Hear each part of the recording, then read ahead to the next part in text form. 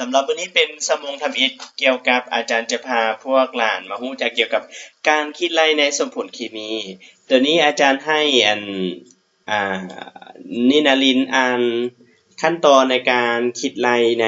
สมผลเคมีวิธีเปรียบเทียบโดยวิธีเปรียบเทียบจำนวนโมล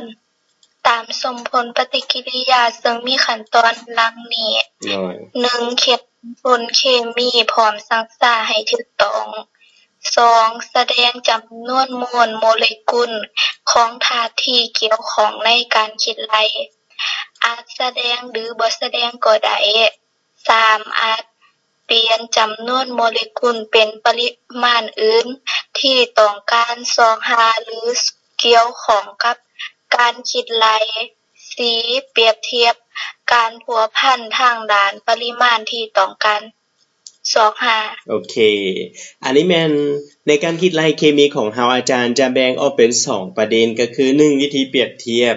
2แม่นวิธีใช้สูตรในนี้ตัวอันบอกว่าโมลโมเลกุลนี่น่ะโมลโมเลกุลนี่หมายถึงหยังโมลโมเลกุลโอ้สบายดีคำพูดได้ยินเสียงบ่พุทธกระพุทธโดยคำว่าโมลโมเลกุลมันมีความหมายว่าแนวใดพุทธฮู้บ่ฮู้อาจารย์บ่ฮู้ว่าโมลโมเลกุลหมายถึงหยังไผฮู้แน่ทั้ง3โมลโมเลกุลมันมีความหมายว่าจังได๋ก็เสียโมลโมเลกุลให้พวกหลานหมายถึงว่าเป็นเลขสัมประสิทธิ์โอเคบ่อันนี้เขาเอิ้นโมลโมเลกุลเนี่ยก็เสียดิถ้าโมลอะโตมก็คือเอาเลขห้อยไปบวกกันแล้วคูณเลขสัมประสิทธิ์แม่นบ่พรสวรรค์แม่นน่ะตัวนี้เขาเอิ้นโมลโมเลกุลนะในนี้รูปแบบที่2รูปแบบที่2ก็คือ1/2นี่เนาะสบายดีปทุมพรรูปแบบที่2เขาเอิ้นว่าการคิดไล่โดยใช้สูตรในขณะเดียวกันนั้นพวกหลานต้องเจอเสมอว่าต้องเขียนสมบทและสั่งซ้ายถูกต้องก่อนตัวที่2ใช้สูตรแบบเปรียบเทียบอัตราส่วนโมลตัวที่3เปรียบเทียบปริมาณให้เหมาะสมกับการคิดไล่คือตัวนี้เนาะตัว n นี่มีความหมายว่าจังได๋เพิ่นฮู้แน่ตัว n หมายถึงหยังจำนวนโมลตัว n เขาเอิ้นว่าจำนวนโมลเนาะจำนวนโมลมีหัวหน่วยเป็น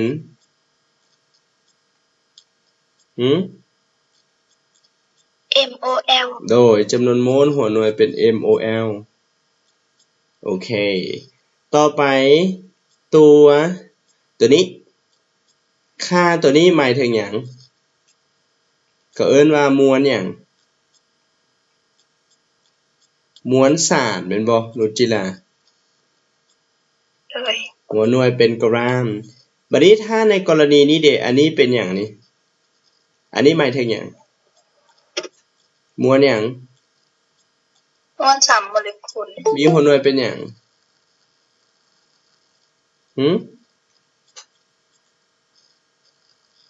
มวล3โมเลกุลมีหัวหน่วยเป็นหยังครับพุทธ10⁻³แม่นว่า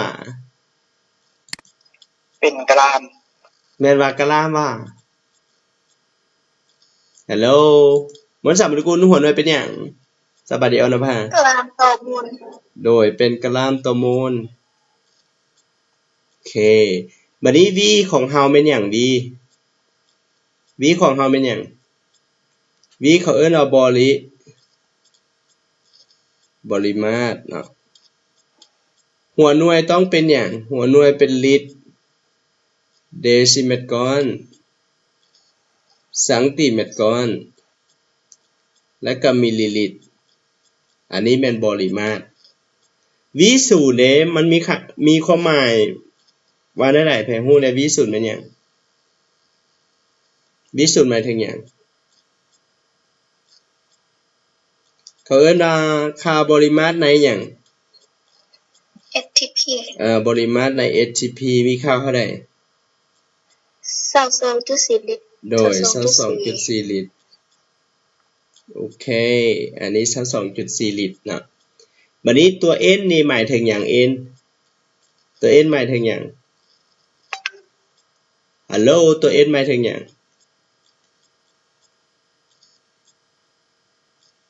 ค่าตัว n อันนี้มันหมายถึงหยังจำนวนอนุภาคของธาตุโดยจำนวนอนุภาคประกอบเป็นหยังแดอีออนอะตอมแล้วก็โมเลกุลโดยอันนี้จำนวนอนุภาคก็คืออะโตมโมเลกุลและอย่างอีกและอีโอแม่นบ่ฮัลโหลแม่นบ่นินารินแม่นบ่โดยแม่นโดยบัดนี้ค่า n0 หมายถึงหยัง n0 ค่า n0 หมายถึงหยังไผฮู้แน่ n0 เป็นหยังเลขอะโวคาโดเลขอะโวคาโดมีค่าเท่าใดเลขอะโวคาโด 6.02 โดยเลขอะโวคาโดโดยเลขอะโวคาโดอันนี้อาจารย์เขียนไว้เนาะมีค่ามาตรฐานก็คือ 6.02 แม่นบ่ 6.02 คูณ 10 กำลัง23อันนี้แม่นบรรดาความหมายของแต่ละตัวให้พวกหลานเข้าใจเนาะโอเคและทีนี้ก็คืออาจารย์และ C หมายถึงอย่าง C ทุกคนฮู้อ่ะฮัลโหลสบายดีตัว C หมายถึงอย่างความเข้มข้นโดยหัวหน่วยเป็นอย่างความเข้มข้นมีหัวหน่วยเป็นอย่างโมลต่อลิตรโอเคความเข้มข้นหัวหน่วยเป็นโมลต่อลิตรอันนี้ความเข้มข้นเนาะอันนี้ความหมายของแต่ละตัวแต่ทีนี้ต่อมาเฮามาเบิ่งคำถามนำกันตัวอย่างนึงนี่เป็นบทแข่งขันระดับชาติในเมื่อก่อนเพิ่นให้สมผลตัวนี้สมผลนี้เพิ่นสังสาแล้วหรือบ่สมผลนี้สังสาแล้วบ่ยังเนาะเฮาต้องสังสาเพิ่นให้จงสังสาและก็เขียนแต่ละตัวแบบนี้เลยวิธีแก้ก็คือสังสาสมผลพวกหลานก็กักบอนฝักซ้ายมีเท่ากันกะฝักขวากับซ้ายเท่ากันบ่สังสาเนาะมาเบิ่งฮีโดฝักซ้ายมีจักตัวนี่จักตัวทุกคน4ตัวฝักขวามีอยู่2เฮาเติม2บัดนี้ออกซิเจนเฮาเห็นออกซิเจนเป็น4ฝักขวาฝักซ้ายมี2เติม2อันนี้สมผลสังสาแล้วเนาะบัดนี้ข้อขอไข่เฮาไปซอกหาจำนวนโมลของออกซิเจนที่ใช้เกิดปฏิกิริยาพอดีกับก๊าซเมทานจำนวน8โมลในนี้พวกนั้นให้จื้อเสมอว่าเด้อก็คืออันนี้นะเฮาใช้ตัวนี้เฮาเทียบเลขสัมประสิทธิ์แม่นบ่พรสวรรค์แม่นนะโดยใช้ตัวนี้1โมลนี้นะจะเกิดปฏิกิริยากับออกซิเจน2โมลถ้าอาจารย์ใช้ตัวนี้นะจำนวน8โมลแสดงว่ามันจะต้องเพิ่มขึ้นเป็น2เท่าเอา8คูณ2หาร1ได้จะใช้ออกซิเจนอยู่16โมลนั่นเองเนาะโอเคสำหรับข้อขอไข่คนใดเข้าใจแล้วกดยกโป้เลยผู้ใดบ่เข้าใจแล้วเปิดไมค์ถามอาจารย์เข้าใจบ่โอเคนี่ผู้ใดหมายก็ว่าผู้ใดเข้าใจแล้วกดยกโป้ผู้ใดบ่เข้าใจแม่นเปิดไมค์ถามอาจารย์เลยอาจารย์ตัวนี้หลานบ่เข้าใจถามเลยโอเคเนาะแสดงว่าเข้าใจเนาะโอเคต่อไปถ้าเข้าใจแล้วต่อไปเลยข้อควายเพิ่นให้ซอกหามวลสารของน้ำซอกหามวลสารของน้ำนี่ซอกหามวลสารของน้ำจากไสจากก๊าซเมทานจำนวน2โมลในนี้อาจารย์เทียบจำนวนโมล1มาแต่ไสล่ะอาจารย์1มาจากเลขสัมประสิทธิ์เป็นบ่นุจิล่ะนดโดยอาจารย์ใช้ตัวนี้1โมลจะเกิดน้ำอยู่2คูณ18มวลสาร18เป็นมวลสารของหยังมวลสารของหยังก็เช่ ของน้ำเนาะมีเลขทางหน้าของมันเป็น2ก็คูณเข้าบัดนี้ถ้าอาจารย์ใช้ตัวนี้อยู่2โมลแม่นบ่ปทุมพรถ้าอาจารย์ใช้ตัวนี้อยู่2โมลมันจะเกิดเท่าใดมันก็ต้องเพิ่มขึ้นเป็น2เท่าเนาะเด้อาจารย์ก็ได้ y หาบ่ฮู้ถอน y เป็นมวลสารของน้ำเราจะได้อยู่72กะลามดังนั้นถ้าเราใช้ก๊าซเมทานจำนวน2โมลส่งผลให้เกิดน้ำอยู่72กะลามถ้าสมมุติว่าอาจารย์ถามนางนินารินถ้าอาจารย์ใช้ก๊าซเมทาน3โมลเนี่ยจะเกิดนี้อยู่เท่าไหร่นินารินเพิ่มขึ้นอีกเท่าใดแสดงว่าเอา36คูณหยังเอา36คูณ3แม่นบ่เฮาจะได้อยู่368จือ1 339แสดงออกอยู่108กะลามแม่นตัวเป็นบ่นินารินโดยแม่นี่โอเคบัดนี้งงว่าถ้าใช้ที่เป็นกะลามพวกหลานระวังเด้อพวกหลานเพราะว่าตัวนี้ใช้เป็นจำนวนโมลเฮาเทียบเลขสัมประสิทธิ์แต่ถ้าใช้เป็นกะลามเฮาต้องเทียบกับหยังถ้าใช้เป็นกะลามเฮาจะต้องเทียบเลขสัมประสิทธิ์หรือเทียบมวลสารหรือเทียบโมเลกุลเทียบมวลสารโอเคก็คือนี่เลยถ้าเทียบมวลสารในนี้เฮาเห็นเลขสัมประสิทธิ์ของมันก็คือ1คูณ16ออกอยู่16ใช้ตัวนี้16กะลามนะจะเกิดน้ำอยู่เท่านี้ถ้าอาจารย์ใช้ตัวนี้จำนวน10แสดงว่าอาจารย์นำใช้ปริมาณลดลงหรือเพิ่มขึ้นลดลงหรือเพิ่มขึ้นลดลงส่งผลให้มวลสารของมันก็ต้องลดลงเช่นเดียวกันก็คือเวลาคิดไล่ก็คือให้เอาตัวนี้เนาะคำพูดเอา10คูณหยัง10คูณให้2คูณ18มันบอกคำพูดโดยนี่เอาตัวนี้คูณนี้แล้วก็หารนี้ก็ได้คำตอบโอเคสำหรับค่าตัวอย่างหนึ่งมีไผอยากถามบ่ถ้าว่าเข้าใจแล้วกดยกโป้เลยเข้าใจแล้วกดยกโป้เลยโอเคโอ้โหตึงแท้บ่ธรรมดาเนาะถ้าผู้ใดงงแล้วถามคืนแสดงว่าเข้าใจเนาะบัดนี้ตัวอย่าง2ในตัวอย่าง2นี้ให้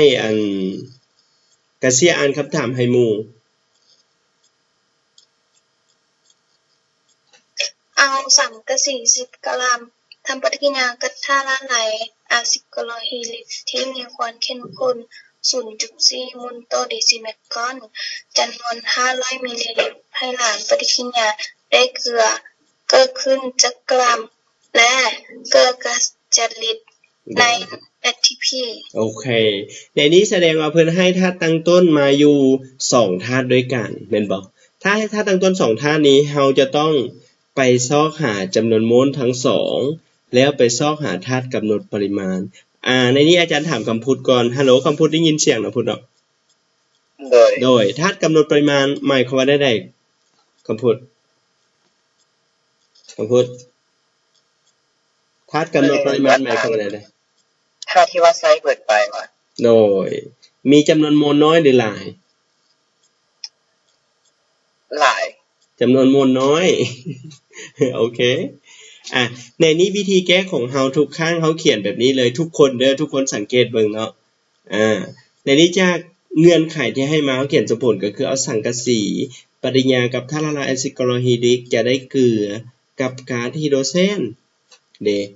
วิธีการแก้เฮาต้องไปซอกหาจำนวนโมลทั้ง2ก้อนโดยจำนวนโมลของสังกะสีเท่ากับมวลสารหารด้วยมวลสารของมันก็คือมวลสารสังกะสีเท่ากับ65แม่นบ่เอา10หาร65ออก 0.15 แล้วซอกหาจำนวนโมลของอะซิดคลอโรฮีดริกที่นำมาเฮามีความเข้มข้นคูณปริมาณหารพันอันนี้สูตรของมันนะหลังจากนั้นเฮาก็มาแทนค่าได้ 0.2 นาทีนี้วิธีการคิดรายหาธาตุกำหนดปริมาณอาจารย์บอกว่าให้เอาจำนวนโมลมาหารให้เลขสัมประสิทธิ์เนาะแม่นบ่พรสวรรค์แม่นตัวฮัลโหลแม่นบ่เอา 0.15 หาร1 2หาร2เราจะได้ 0.15 กับ 0.1 ระหว่าง 0.1 กับ 0.15 ค่าตัวใดใหญ่ 0.15 ใหญ่แม่นบ่เป็นบ่นุชแสดงว่าธาตุกำหนดปริมาณคือหยังคืออาซิดกาโลฮิดริกนะโอเคดังนั้นเราก็เอาอาซิดกาโลฮิดริกไปซอกหาก๊าซที่เกิดขึ้นหรือว่าซอกหามวลสารที่เกิดขึ้นคือเกลือในที่นี้ก็คือสังกะสีกลรั่วที่เป็นเกลือบัดนี้อาจารย์ถามนางอรณภาว่าถ้าผสมเกลือหมายความว่าได้ใดอรณภา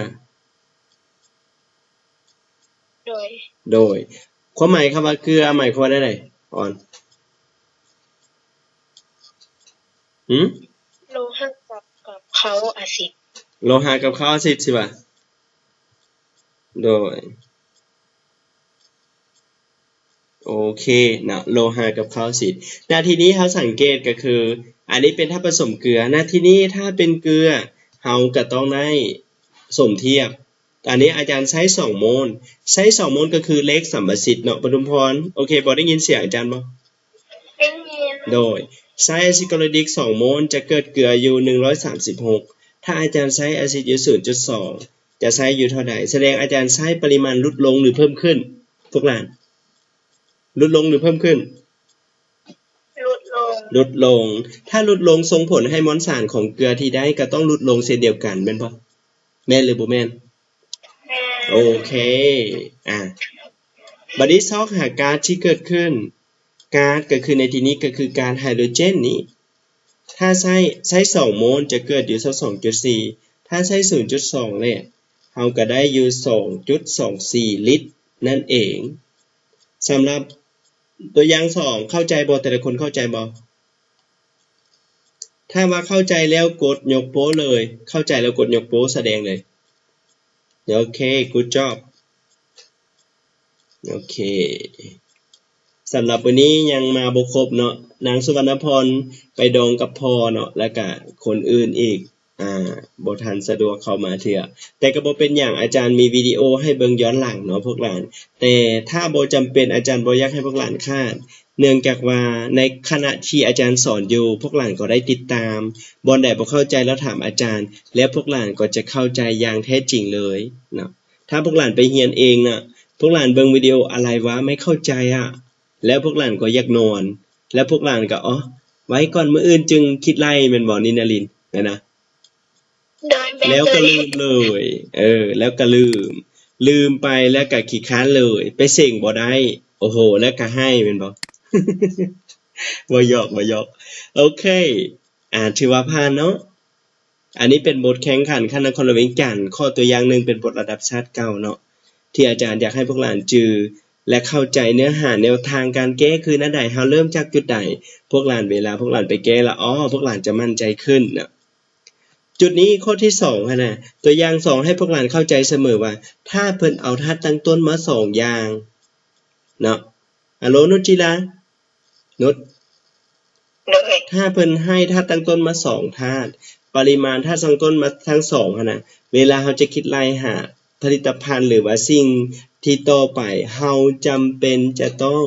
ซอกหาจำนวนโมลก่อนมันบ่นุชแม่นนะโอเคทุกครั้งเลยเด้ออย่าลืมเด้อแต่ละคนคือกันเนาะมุกดาวันคือกันหรือคนอื่นคือกันเนาะบัดนี้ต่อไปมาเบิ่งตัวอย่าง3อันนี้กับบทแข่งขันคณะนครหลวงเวียงจันทน์และบทระดับชาติข้อสอบนะฮักเลยคำถามข้อนี้อาจารย์ให้พรสวรรค์อ่านคำถามพรสวรรค์สบายดีโดยอ่านคำถามให้หมู่ธาตุ A ทำปฏิกิริยากับธาตุ B ดังนี้ 4A บวก 3B หาร2ได้ 2A หาร2 B หาร3หาให้ B หาร2 1.28 กรัมทำปฏิกิริยากับธาตุ A จำนวนหลายเกินพอจะได้ A 2 B 3 2.72 กรัมและเมื่อนำเอา B 2 9.6 กรัมมาวัดแทกปริมาตรเวลาเป็น I เห็นว่ามี 6.72 เดซิเมตรก้อนในเงื่อนไขมาตรฐาน STP จงคิดลายมวลสารโมเลกุลของ A2B3 และมวลสารอะตอมของธาตุ A โอเคขอบใจณทีนี้เวลาพวกหลานวิเคราะห์โจทย์เนาะปทุมพรคือกันคนอื่นคือกันพวกหลานจะต้องแยกเป็น2ส่วนเป็นอย่างอาจารย์จึงแยก2ส่วนอาจารย์หมายสีแดงเลยพวกหลานสังเกตอาจารย์ใช้ชาติ A นี่เนี่ย A เกิดเป็นอย่างกับ B นะได้ดังนี้แล้วก็ถ้าอาจารย์ใช้ตัวนี้ B เกิดเป็นอย่างกับ A บ่ฮู้ว่าเท่าใดพวกหลานส่งผลเฮ็ดให้ใช้ A หลายเกินพอแต่บ่ฮู้ว่าได้เท่าใดแล้วส่งผลให้เกิดผลิตภัณฑ์ที่เป็น A2B3 จำนวนเท่านี้อันนี้เป็นกรณีที่1พวกหลานกรณีที่2อาจารย์หมายเขียวเมื่อนำเอา B นี้นะจำนวนเท่านี้มาวัดแทกปริมาตรกลายเป็น I เท่านี้อยู่ใน ATP อันนี้กรณี2เพื่อให้คิดลายหามวลสารโมเลกุลของ A2B3 และมวลสารอะตอมของ A นาทีนี้พวกหลานต้องคิดลายภาคส่วนที่เป็นสีเขียวก่อนคิดลายภาคส่วนที่เป็นสีเขียวก่อนเพราะว่าข้อมูลสีเขียวก็คือของ B แม่นบ่ฮัลโหลแม่นบ่นี่นารินโดยดังนั้นณทีนี้ก็คือเฮาไปซอกหาเงื่อนไขของปริมาณของ B ก่อนพวกหลานก็ใช้สูตรตัวนี้เลยคำพูด M น้อยหาร M ใหญ่เท่ากับ V ส่วน V สูตรถอนสูตรนี่เนาะยังคนใดถอนสูตรบ่เป็นถ้าผู้ใดถอนสูตรบ่เป็นแล้วสารภาพมาอาจารย์สิบอกเนาะ เวลานี้พวกหลานเอา M น้อยคูณให้ V สูตรเด็กแล้วก็หารที่จริงแล้วเฮาเขียนแบบนี้พวกหลานเฮาจะสามารถเขียนเป็น M น้อยนี้นะอาจารย์เปลี่ยนบิ๊กนิดนึงเฮาจะได้ M น้อยคูณด้วย V สูตรเท่ากับ M ใหญ่คูณด้วย V ทีนี้อาจารย์ถอนเอา M ใหญ่แสดงว่าจากผลคูณกลายเป็นผลหยังจากผลคูณเป็นผลหยังทุกคนโดยเป็นผลหารเนาะดังนั้นพวกหลานจึงเห็นตัวนี้อาจารย์จึงได้แทนค่าแบบนี้แล้วก็แทนค่าออกมาคิดลายมวลสารโมเลกุลของก๊าซ B ก็คือ32กรัมต่อโมลพวกหลานคิดว่ามวลสาร32กรัมเป็นมวลสารของหยังมวลสารโมเลกุลของหยังคิดว่าออกซิเจนถูกต้องเนาะบัดนี้ถ้าเห็นแบบนี้ปั๊บพวกหลานถ้าเห็นเงื่อนไขในกรณีอันนี้มันกรณีสีเขียวนะต่อไปเฮาใช้กรณีสีแดงเพราะว่าเฮาเห็นสมผลนี้นะเอา B จำนวน 1.28 เกิดปริญากับ A หลายเกินพอแล้วได้ผลิตภัณฑ์ A2B3 จำนวน 2.72 แสดงว่าถ้าเห็นตัวนี้เฮาคำนึงถึงกฎเกณฑ์รักษามวลสารเลยเป็นนะภาคส่วนสีแดงเฮาฮู้ว่าถ้าตั้งต้น MA เนาะปทุมพร MA บวก MB จะต้องเท่ากับ M ผลิตภัณฑ์แม่นบ่แม่นนะแล้วก็ถอนเอาปั๊บเฮาจะได้อยู่มวลสารผลิตภัณฑ์ 2.72 ลบด้วย 1.28 ออกเท่านี้แล้วเฮาก็ไปคิดลายหามวลสารอะตอมของ A จาก B เด้ใช้ตัวนี้ CA จะเกิด B อยู่เท่านี้ถ้าใช้ A จำนวนเท่านี้เกิดเป็นอย่างพอดีกับเท่านี้แล้วก็ถอนเอาได้อยู่27ถ้าพวกหลานหารเลขผิดแล้วพวกหลานบ่ได้เลยใดเนาะสั้นพวกหลานต้องคูณเลขให้ไว้แล้วก็หารเลขให้ถูกต้องเนาะหลังจากได้มวลสาร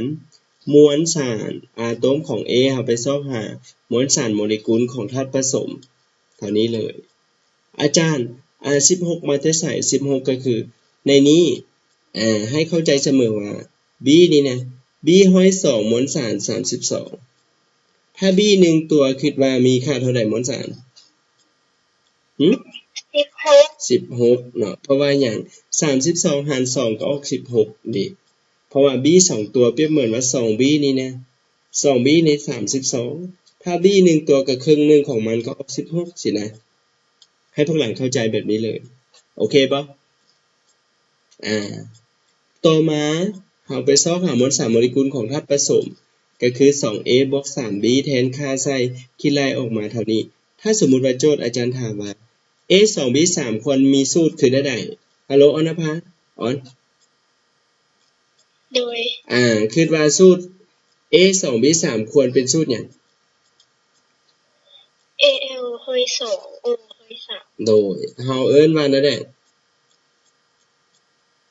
อลูมิเนียมออกไซด์โอเคอลูมิเนียมออกไซด์ ตัวนี้เขาสามารถเขียนนี้ได้ธาตุโจทย์เขาถามว่าธาตุ A ควรเป็นธาตุหยังก็คืออลูมิเนียม B เป็นธาตุหยังก็ออกซิเจนเวลาเฮามาผสมเข้ากันตัวนี้เขาเอิ้นว่าบทโจทย์ประยุกต์เข้าใจเนาะถ้าผู้ใดเข้าใจแล้วกดยกโป้เลยถ้าผู้ใดงงแล้วเปิดไมค์ถามอาจารย์หลานบ่เข้าใจเนาะแต่พวกหลานข้าวว่าบ่ได้เนี่ยพวกหลานก็ว่าบ่ได้เด้อห้ามตัวอาจารย์ได้บ่แม่นอาจารย์ย่านอาจารย์ด่าหรือว่าน่าอายหมู่แล้วบ่กล้าถามพวกหลานบ่เฮ็ดแบบนั้นนะเนาะ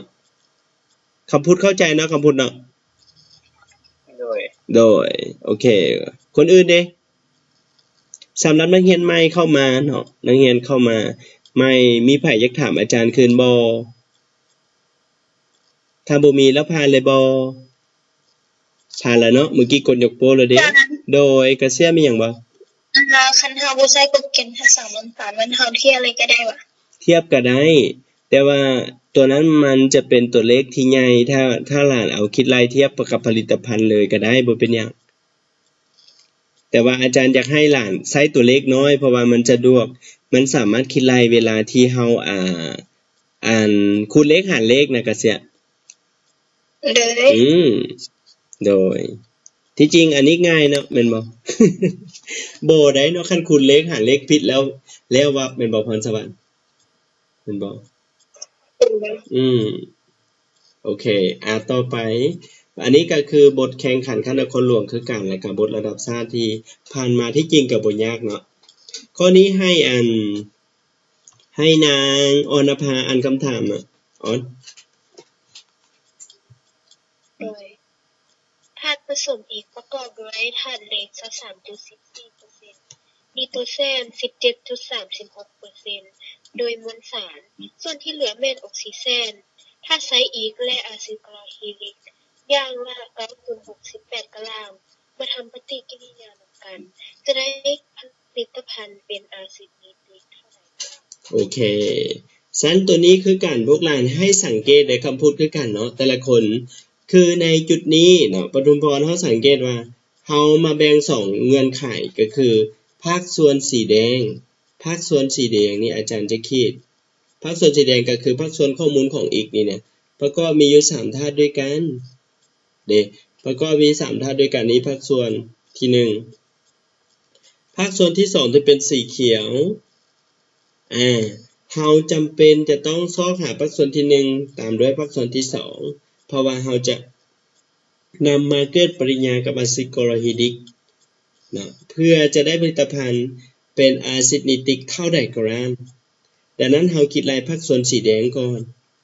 คิดลายภาคส่วนสีแดงก่อนก็คือภาคส่วนนี้อีกนี่ประกอบมีเล็กอยู่เท่านี้และก็นิโตรเจนเท่านี้หมายความว่าอีกนี่นะประกอบมีอยู่3ธาตุแม่นบ่เป็นองค์ประกอบแม่นบ่ทุกคนแม่นนะ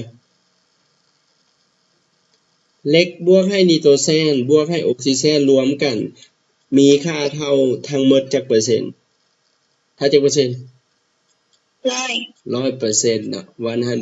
100% เวลานี้ซอกหาออกซิเจนก็คือพวกหลังก็ต้องเอา100ลบให้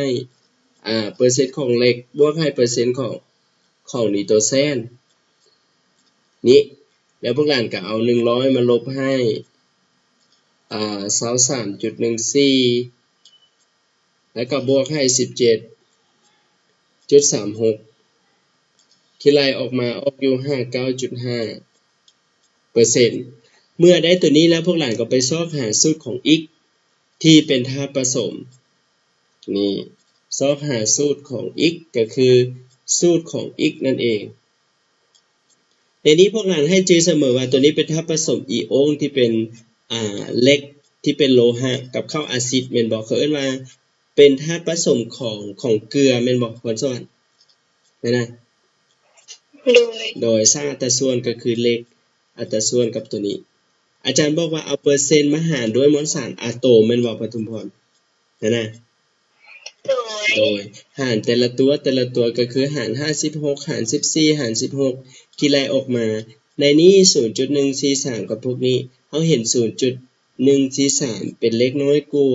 ดังนั้นเอาตัวนี้ไปหารทุกตัวได้อัตราส่วน139เป็นสูตรง่ายดายมาเขียน เราจะเขียนเป็นอยู่ในรูปร่างของเกลือก็คือนี่เลยอีกจะเท่าตัวนี้หลังจากนั้นเพิ่นบอกว่าเอาธาตุอีกก็คือธาตุอีกก็คือตัวนี้แหละเอาธาตุอีกก็คือตัวนี้ปริมาณอย่างละเท่ากับอย่างเท่ากับอะซิดคลอไรดิกอย่างละเด้ 9.68 จะได้อะซิดิติกเท่าใดก็ตามดังนั้นพวกเราก็คือเอาเลข3นี้ตัดไปเกิดปฏิกิริยากับอะซิดคลอริกเด้แบบนี้เลยเกิดปฏิกิริยากับอะซิดคลอริกณทีนี้เอาอาจารย์คือคิดไล่แบบนี้หลานคิดไล่แบบอันนั้นได้บ่เนาะตัวอย่างถ้าสมมติว่าที่จริงมวลสารนี้มีค่าเท่าไหร่มวลสารตัวนี้มวลสารตัวนี้ที่จริงอันนี้อาจารย์คูณ2เข้าแล้วนะที่จริงอันนี้ก็ประมาณ2 4อันนี้แม่น2 4 2แม่นบ่ทุกคนฮัลโหลแม่นบ่มวลสารโมเลกุลของมัน2 4 2ความจริงแล้วมันเป็น2 4 2แล้วพวกหลานเอามวลสารของมันมาหารก็ได้แต่บังเอิญอาจารย์เอาตัวนี้นะอาจารย์มาคูณและหารเลยเอามวลสารของมันมาหารด้วยมวลสารที่คูณ2เลยแบบนี้ก็ได้พวกหลานบ่เป็นหยังนะหรือว่าพวกหลานเอามวลสารที่อย่างละ 9.68 มาหารให้2 4 2เนาะแม่นบ่ 9.68 หารให้2 4 2นี่นะพวกหลานสามารถใช้สูตรของ n นี่นะทุกคนใช้ n ของเลข3นี้ตัดก็คือเอา9.68 หารด้วย2 4 2มันจะออกอยู่ 0.04 นะ 0.04 แล้วหลังจากนั้นเอามาหารเลขสัมประสิทธิ์ของมันนะเวลานี้พวกหลานสังเกตเห็นว่าในนี้ข้าเจ้าหารจำนวนโมลออกมาจำนวนโมลตัวนี้กับตัวนี้อันใดใหญ่กว่ากัน 0.04 ใหญ่กว่าแม่นบ่แม่นหรือบ่แม่นโดย 0.04 ใหญ่กว่าดังนั้นถ้าได้เป็นธาตุกำหนดปริมาณตอบอาจารย์ก่อนเฮาเห็นโดยเลข3นี้ตัดเพราะว่าเลข3นี้ตัดมีจำนวนโมลน้อยกว่าโอเคบ่คำพูดเข้าใจเนาะพูดเนาะอาจารย์ว่าเนาะโดยดังนั้นเราจึงเอาตัวนี้มาคิดไล่ก็คืออาจารย์ใช้ตัวนี้อาจารย์คูณเพราะว่าอาจารย์ใช้เป็นมวลสารเนาะเทียบเป็นมวลสารเราต้องเทียบกับมวลสารโมเลกุลแบบนี้เลยและก็ตัวนี้แล้วก็คูณเข้าหมายความอาจารย์ใช้เลข3นี้ตัดจำนวน484จะเกิดอะซิดิติกจำนวนเท่านี้เลยเด้ถ้าอาจารย์ใช้ปริมาณลดลงส่งผลให้มวลสารของมันก็ลดลงเช่นเดียวกันเราจะได้อะซิดิติกเกิดขึ้นอยู่ 7.56 แล้วนั่นเอง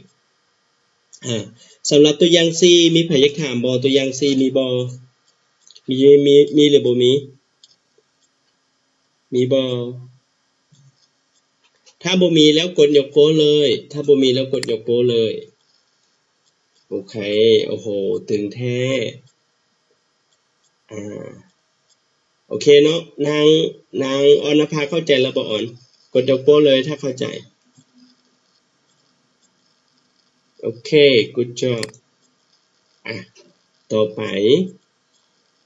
ไปให้คำพูดอ่านคำถามข้อที่5คำพูดสบายดี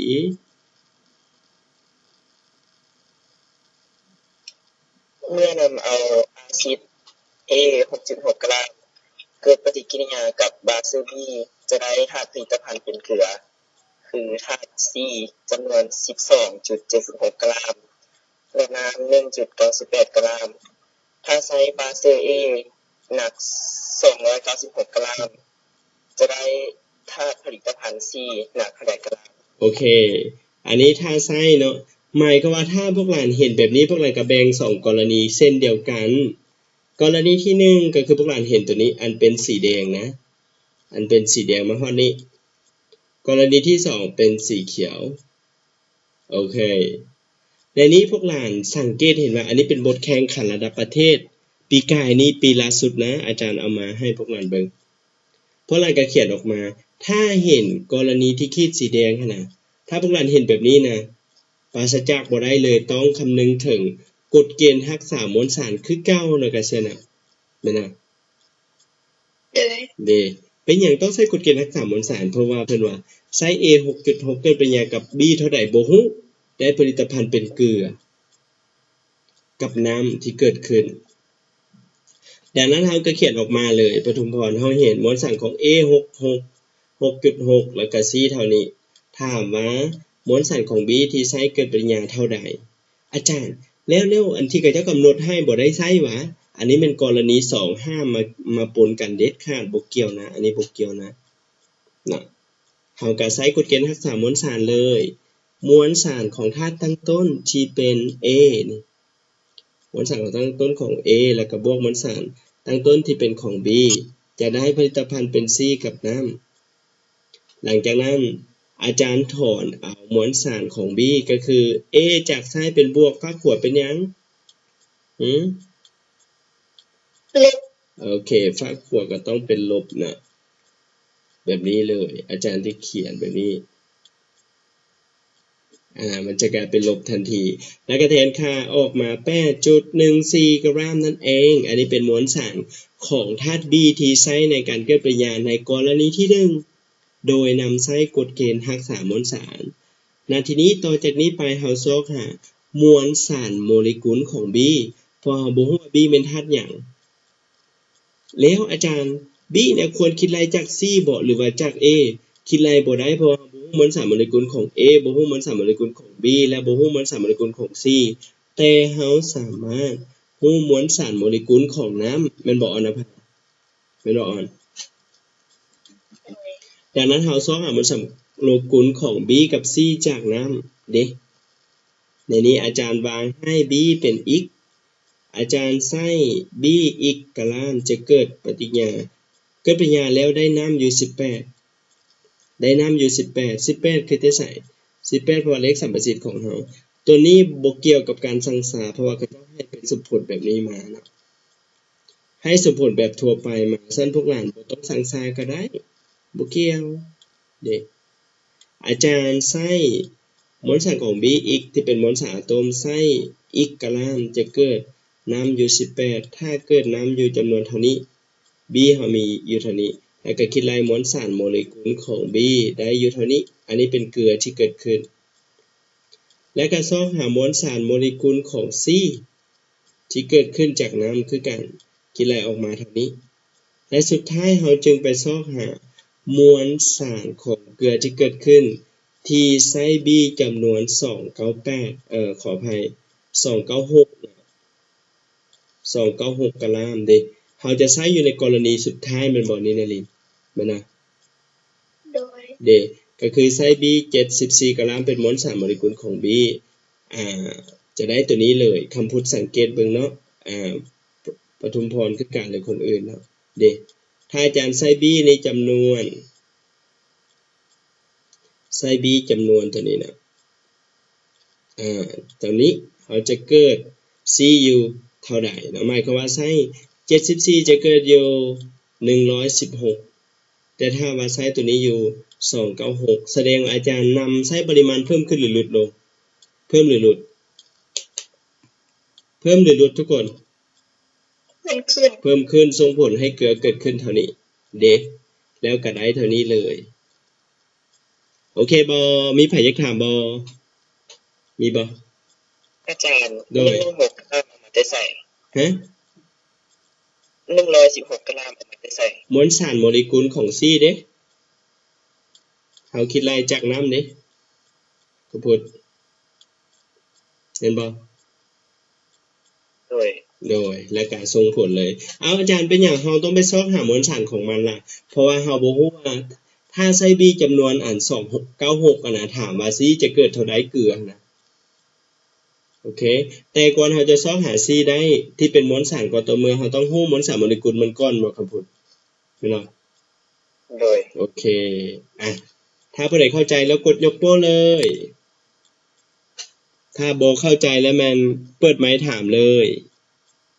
โอเคโอ้โหตึงแท้โดยอันหนึ่งเฮาคือบ่ซอกหามวลสารโมเลกุลของ A นำไง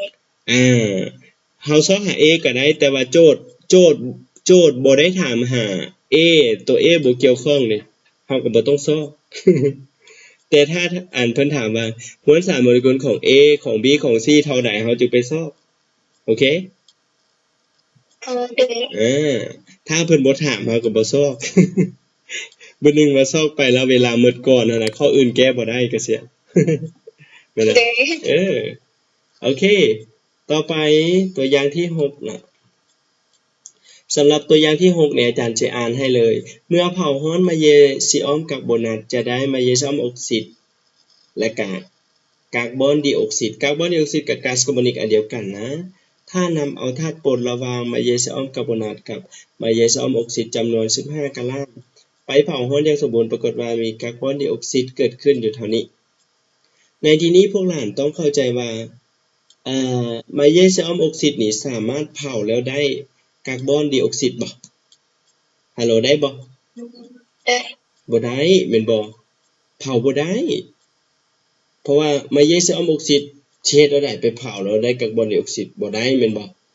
แม่นหรือบ่แม่นถ้าบ่ได้แสดงเป็นส่วนเกินเขามันลอกเฮาเนาะเฮาก็เขียนตามคำเว้าเลยเพิ่นว่าธาตุผสมมีมวลสารของมาเยซิออมกับบนัสบวกให้มาเยซิออมออกไซด์รวมกันเท่า15กะรัมเมื่อมาเผาแล้วเกิดก๊าซคาร์บอนไดออกไซด์หรือก๊าซคาร์บอนิกนะเท่ากับ 1.24 ลิตรในเงื่อนไขมาตรฐานอาจารย์บอกว่าถ้าในเงื่อนไขมาตรฐาน AGP พวกหลานต้องคำนึงถึง 22.4 ลิตรนั่นเองหรือ 22.4 เดซิเมตรก้อนอาจารย์ใช้ตัวนี้อยู่เท่านี้ใช้ตัวนี้อยู่เท่านี้ตัวอาจารย์ใช้มาเยซิออมกับบนัสมวลสารเท่านี้จะเกิดตัวนี้เนาะเกิดก๊าซคาร์บอนิกนี่จำนวนเท่านี้ถ้าอาจารย์ได้รับตัวนี้นะจำนวนเท่านี้เด้จะใช้ตัวนี้อยู่เท่าใดเฮาก็ต้องเอา 1.24 ไปคูณให้84หาร 22.4 มันจะออกอยู่เท่านี้เมื่อได้ตัวนี้ปั๊บก็คือเฮาไปซอกหามวลสารของมาเยซิออมออกไซด์ก่อนเผาเปรียบเหมือนว่าเมื่อกี้นะตัวนี้รวมกันถ้าอาจารย์ย้ายตัวนี้มาฝักเบื้องขวาแสดงติดลบหรือติดบวกพรสวรรค์ติดลบหรือติดบวกติดลบเนาะแสดงว่าเฮาจึงเอามาลบกันเฮาจะได้มวลสารของมาเยซิออมออกไซด์ก่อนเผาจะมีมวลสารเท่านี้เข้าใจบ่ฮัลโหลได้บ่เข้าใจเนาะแต่ละคนเป็นจังได๋ฟังรู้เรื่องบ่สำหรับนักเรียนใหม่เด้เป็นจังได๋ฮัลโหลใหม่อินแสวงคนอื่นเด้เข้าใจเนาะแสดงว่าพวกหลานเข้าใจแม่นบ่ถ้าเข้าใจมีแต่อาจารย์สิแนะนำสำหรับมื้อนี้มีเพียงเท่านี้แต่ว่าอาจารย์จะให้เวียกบ้านพวกหลานเนาะมื้อนึงเฮาจะเรียนอยู่45นาทีเพราะว่าการโฟกัสพวกหลานมันจะบ่ได้ประสิทธิภาพถ้าว่าเรียนหลายเกินไปสมองพวกหลานเพราะว่าเรียนออนไลน์เด้โทรศัพท์ก็ร้อนอินเทอร์เน็ตก็เบิดเนาะคำพูดแม่นบ่คำพูดซั่นพวกหลานจะต้องได้แก้บทฝึกหัดนะบทฝึกหัดอาจารย์ให้ข้อที่1แก้ข้อที่1แล้วก็ข้อที่2นี้มันจะตึงอยู่นะข้อที่1กับข้อที่2กับข้อที่3ให้3ข้อแบบเบาๆแก้แบบละเอียดเด้ออ่านคำถามเบิ่งโอเคให้3ข้อแล้วมื้ออื่นเฮาจะพบกันคือเก่าเนาะสำหรับมื้อนี้อาจารย์ขอลาไปก่อนแล้วพบกันใหม่ในมื้ออื่นในโมงเก่าสบายดีทุกคนบ๊ายบายขอบใจขอบใจ